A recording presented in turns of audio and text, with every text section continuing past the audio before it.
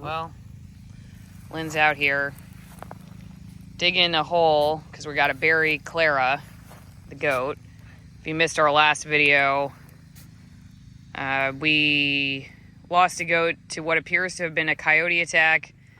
And yes, the goats did recently get names. Heidi is the one that's still alive. Clara is the dead one, and we will go into that in detail another time. But Lynn chose to bury the goat in the cow pasture. Why? Well, give it some distance from the house, and it's a pretty spot. And yeah, I just wanted to get her away from the other goat until the grass grows back over. And why is that? well, I don't want, I'm digging it deep enough so that we don't have any carrion come in here to try to get to her. You mean the scent? Yeah. Well, and if I dig it deep enough, they're not going to try to dig the animal out. Yeah. So maybe just like a little update. It's been a few hours. We've learned some more information. Can you update people As far as what we think happened? So our neighbor, he had a goat taken like a day or two ago, and he didn't say anything at first because he thought the goat died of like some natural causes because he was worried about the goat to begin with. And like, because the one morning he came out, the goat was lying down, and when he came up on it, the goat got up, and he's like, okay, but the goat's been acting peculiar, so he just thought the goat was sick, and that maybe what happened was the goat expired, and then something came along and took advantage, because that'll happen out here. Something dies, something's going to eat it. And then, of course, we had our goat, and so I shot him a text and said, hey, just so you're aware, I think we had a coyote or something get after our goat, tore it up pretty good. I thought it was a coyote from the get-go, because one of the other neighbors told me that he's seen coyotes out here, and it just looked like other times I've seen coyotes get at things. And why so? What about it? Well, going after the guts first, took out all the soft tissue. You don't see any like defensive wounds or anything around the neck or the face. Which, if it was like a dog or a pack of dogs, or something that went and got feral, usually you see that. But it was like, no, it went right after the guts. And the animal control officer told us probably also not a cat. Like we do have Florida panthers around here, or bobcats or stuff, but she said cougars. Yeah, they would drag it off probably to a den, or at least eat more than just the guts. Yeah, if it was something bigger, or if it was several coyotes, they would have taken it away. So everybody gets their bit. And it looks like, this looks like stuff that like you would see happen from like hyenas and stuff in Africa. It's the same kind of thing. They're like MO, and they're basically wild dogs as well. So yeah, that's what it looked like to me. I didn't think it was a neighbor's dog or anything like that, because like I said, I didn't see where anything, showed that. Like, if it was a dog, like especially a domesticated dog, or even one that gone feral, usually they go after the neck and the head first. They take it down, and sometimes they'll leave it, sometimes they may eat it or whatever, but like this was very purposeful. So, and like I said, the rest of the carcass was still here. If it had been multiple, it would have been gone. We just wouldn't have had a goat the next morning. So the wildlife officer confirmed that, or the animal control officer, and then did some internet searches, and that pretty much confirmed that as well. So that's where we're at with it. It's a shame. Obviously if somebody's going to eat any livestock on this property, I'd like it to be us. And if we do that, obviously we're going to be very humane in how we harvest our livestock. But that must have been a crappy way to go. But that's nature. Yeah, that is nature. Well, yeah, I mean, I will say I personally just kind of wonder sometimes, because I've, as an environmental reporter in TV news for a while, was covering predators, wolves. And I always kind of wondered if like animals have, because I've seen them freeze up.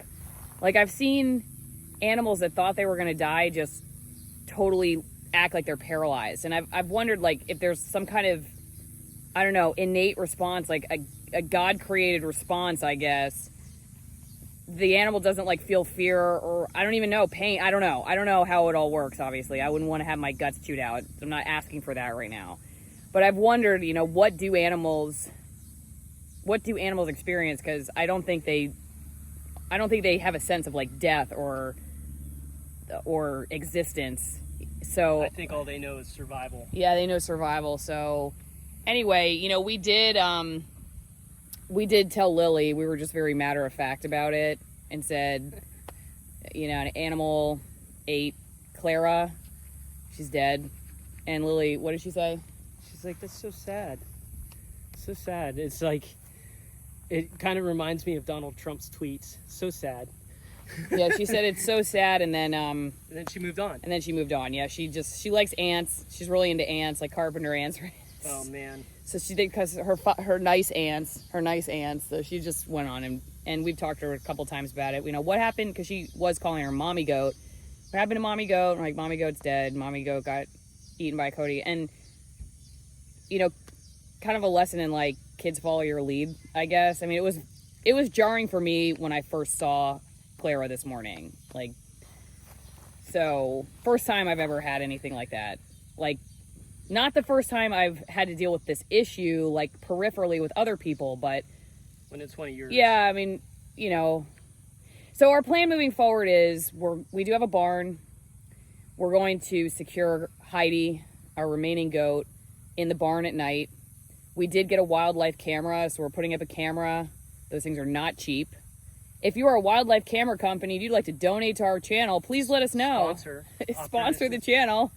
We'll give you a shout out and try to see what's happening here. You know, Bushnell, we're talking to you. Bushnell. Insert logo iconography here. You know, we're not www.bushnell.com. We're not opposed to taking out this likely coyote. That's not like, it's not like we would have a problem with it. But that said, I've done it before in Washington.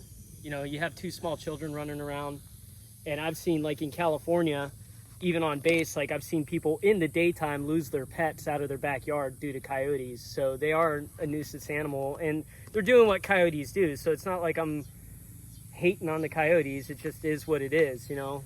Well, and the other thing, though, too, that you have to take into consideration, like, making a decision like this, though, is that coyotes do keep out other predators. They keep out mice, which are not predators, but they keep out rodents. And, you know, like, I know I've talked about this movie a million times, but The Biggest Little Farm goes through the scene where they kill a coyote because it was eating their chickens, and they realized that coyotes were eating other things that were eating the chickens, and so there were more of those things, possibly because they'd taken out the coyote. So it's like, it's kind of a pick your poison thing, you know, and we're just learning on the fly how to deal with all this. People have suggested getting a Great Pyrenees. We're not opposed to that. You know, maybe we'll end up with a Great Pyrenees hanging out. I think that would be really cool. They're very pretty dogs. Zinnia would probably like to have a friend.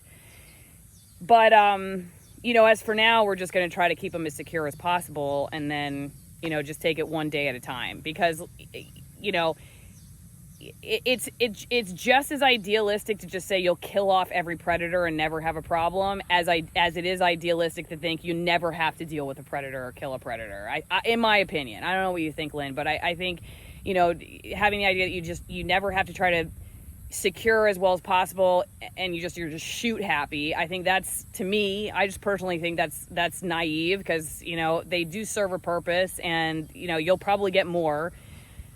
On the other hand, you know, thinking that you're just going to have, like, drum circles every night and incense and pray them off, I don't think that works either. So I don't know, Lynn.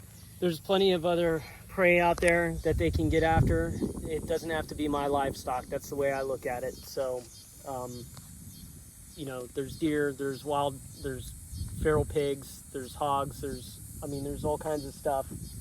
So, I mean, there's a den of foxes that lives right over there. I haven't gone trigger happy and shooting them. Like, there's even little fox pups running around. I know they didn't have anything to do with this, because it's just that's not in a fox's nature. Now, when we get chickens, that may be a different story. But again, you know, we'll take the precautions we need to take as responsible, I guess, small farmers to do what we need to do to protect our livestock. I mean, like I said, I'm not trigger happy. I have a great respect for life in its totality. So I also think it just is one of those moments where you realize that, you know, you can wake up. Like somebody put in the comment section, the person gets mugged for the first time and realizes it's possible to walk down the street and get mugged. And for me, it's now the real deal where you wake up and you're like looking for your animals. And before it was kind of like, I did that, but I don't know. I didn't really have a real sense that like, yeah, you could find one missing. And now it's like, okay, you know, we haven't really taken a ton of precautions. You know, we really just haven't. We haven't been very serious about predators because, you know, we just didn't think that we had any issues. That's the crazy part. These goats have been here unattended to for at least a year and a half. Yeah, maybe. with no one living in the house with or nobody anything. living in the house other than somebody coming to feed them periodically. Like, they were here by themselves. And smaller because we think they were young and they're growing. So it just shows the gutsiness of this. I mean, our neighbor where they took the first goat, he's got dogs. He's got canines and like shepherds and Malinois, but they were all inside. But still, like the gutsiness to go in, take it, and then you know, hungry, and then move right hungry. on to us. And so anyway. I just hope he isn't here to stay, or she. All right. That's the producer calling time, I think. See you guys next time.